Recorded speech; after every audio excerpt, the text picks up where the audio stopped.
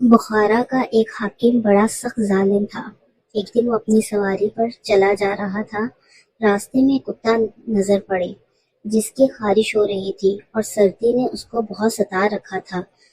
اس ظالم کی اس پر نگاہ پڑتے ہی آنکھوں میں آنسو بھر آئے اور اپنے ایک نوکر سے کہا کہ اس کتے کو میرے گھر لے جا، میرے آنے تک اس کا خیال رکھو۔ یہ کہہ کر وہ اپنے کام جہاں جا رہا تھا چلا گیا۔ جب واپس آیا تو اس کتے کو منگایا اور گھر کے کونے میں اس کو بندھوا دیا۔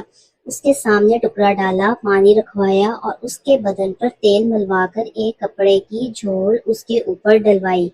اس کے قریب آگ رکھوائی تاکہ گرمی سے اس کو سردی کا اثر کم ہو۔ اور ابھی اس قصے کو 2 ہی دن گزرے تھے کہ اس ظالم بادشاہ کا انتقال ہو گیا۔